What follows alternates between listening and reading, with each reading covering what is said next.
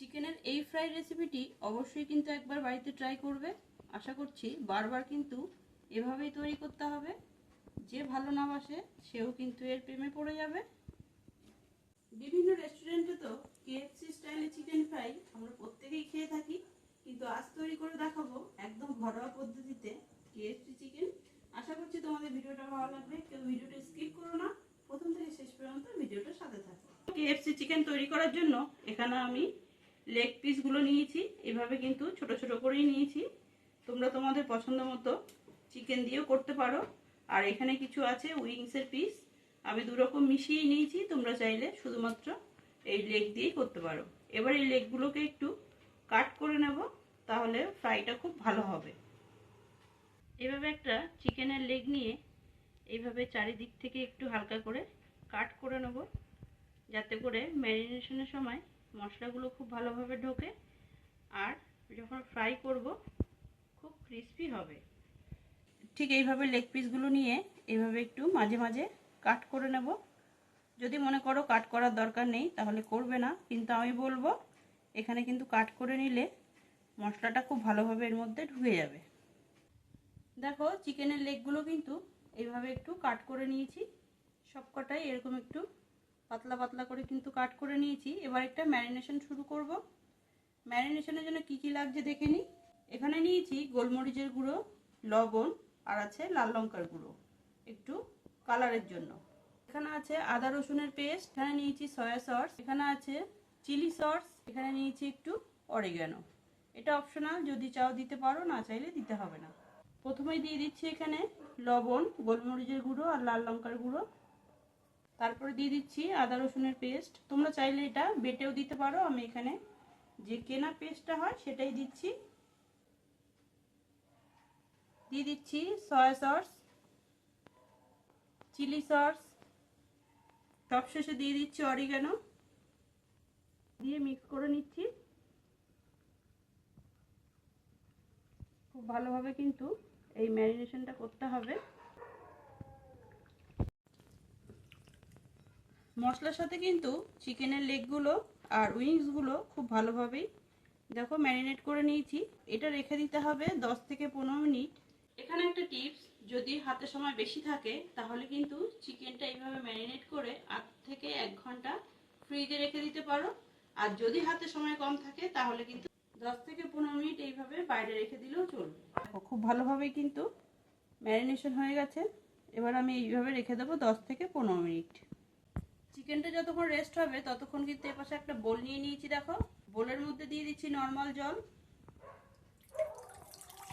Normal জলের মধ্যে দিয়ে দিচ্ছি এক টুকরো বরফ, কারণ জলটা আমার ঠান্ডা লাগবে। তাই যদি বরফ নাও থাকে তাহলে কিন্তু ফ্রিজে ঠান্ডা জল দিলেও হয়ে যাবে।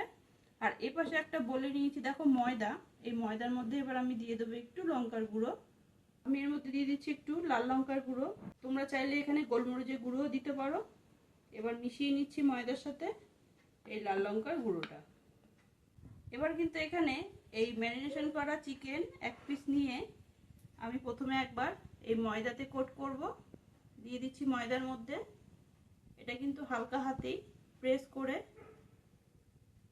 কোট করে নেব। এইভাবে দেখো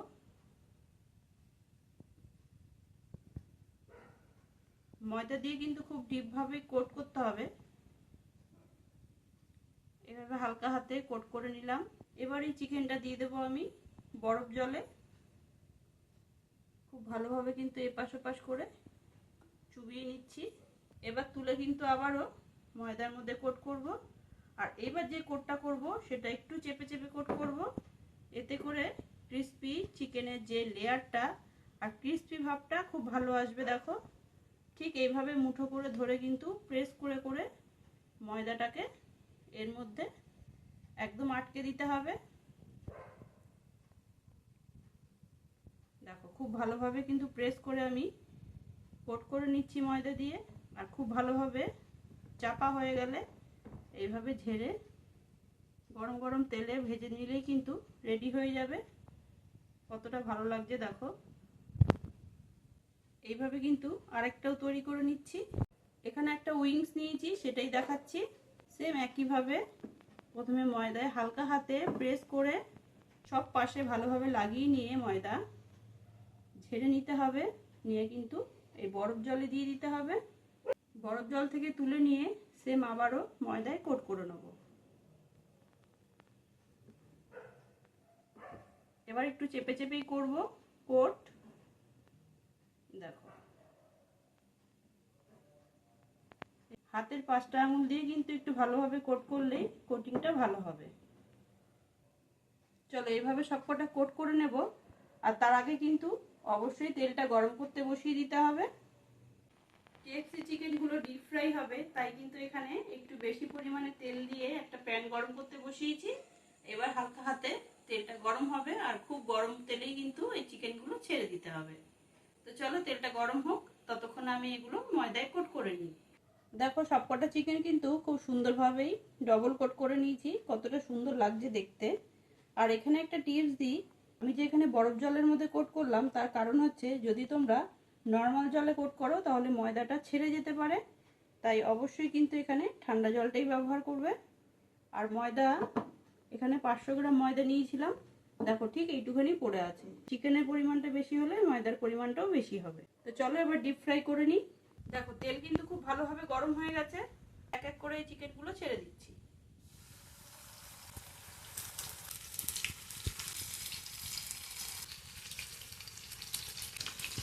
খুব ভালোভাবে কিন্তু এপাশ ওপাশ করে ফ্রাই করে নেব। দেখো চিকেনটা কিন্তু এপাশ ওপাশ করে ভালোভাবে ফ্রাই করে নিয়েছি, একবার উল্টে দিয়েছিলাম। আর যেহেতু ডিপ ফ্রাই করছি তাই কিন্তু এত সুন্দর একটা কালার এসছে।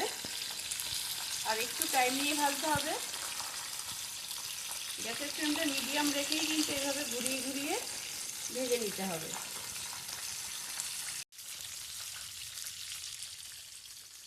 দেখো একদম কিন্তু ডিপ ফ্রাই হয়ে গেছে, এবার তেল থেকে তুলে নিচ্ছি।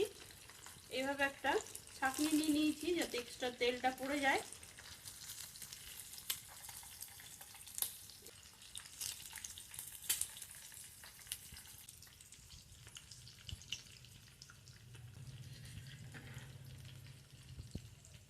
বাদ বাকিগুলো কিন্তু এই একইভাবেই ভেজে নেব।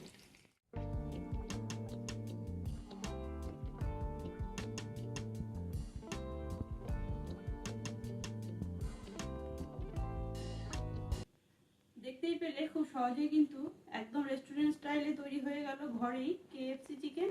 আশা করছি তোমাদের ভিডিওটা ভালো লেগেছে। যদি ভিডিওটা ভালো লেগে থাকে অবশ্যই কিন্তু লাইক করো, কমেন্ট করো, প্রচুর প্রচুর শেয়ার করে দিও। আর সিক্রেট কুকিং ডায়েরি চ্যানেলটি সাবস্ক্রাইব করে আমার পাশে থেকো।